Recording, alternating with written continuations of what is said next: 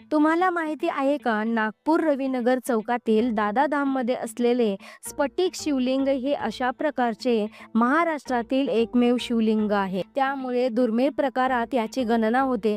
जगद्गुरु शंकराचार्य स्वामी स्वरूपानंद सरस्वती यांच्या हस्ते 1997 साली या शिवलिंगाची प्राणप्रतिष्ठा झाली होती.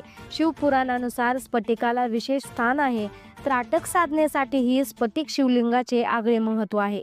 या शिवलिंगाच्या दर्शनाने चित्तात मांगल्याचे भाव निर्माण होतात आणि स्फटिकाची उपरत्नात गणना होते. स्फटिक पारदर्शी असल्याने त्याचा सकारात्मक परिणाम भाविकांवरती होत असतो, अशी धारणा आहे. या शिवलिंगाचे महात्म्य ज्योतिर्लिंगाप्रमाणे असल्याचे दादाधामचे प्रणेता नरेंद्र दादा यांनी सांगितले. दादाधाम मधील सर्वेश्वर महादेव प्राचीन तत्वांचा बोध करून देणारे जागृत देवस्थान आहे.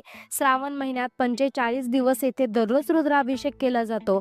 संत दादाजी धुनीवाले महाराज यांच्या स्मरणार्थ भव्य अशा दादाधामची उभारणी करण्यात आली आहे. या दादाधाम मध्ये पहिल्या माळ्यावर हे शिवलिंग आहे. याशिवाय दादाजी धुनीवाले महाराज यांची संगमरवरी प्रतिमा तसेच नर्मदा मातेची मूर्ती ही या ठिकाणी आहे. फार पूर्वी रविनगरातील एका क्वार्टरमध्ये दादाजींची उपासना व्हायची. पुढे श्री 1008 परमहंस सद्गुरू दादाजी धुनीवाले सार्वजनिक संस्था या नावाने एका ट्रस्टची स्थापना करण्यात आली. दादाजी महाराज शंकरांचा अवतार होते अशी भाविकांची श्रद्धा आहे. त्यामुळेच नागपूरच नव्हे तर विदर्भ, मध्य प्रदेशातूनही इथे मोठ्या प्रमाणात भाविक दर्शनासाठी येत असतात.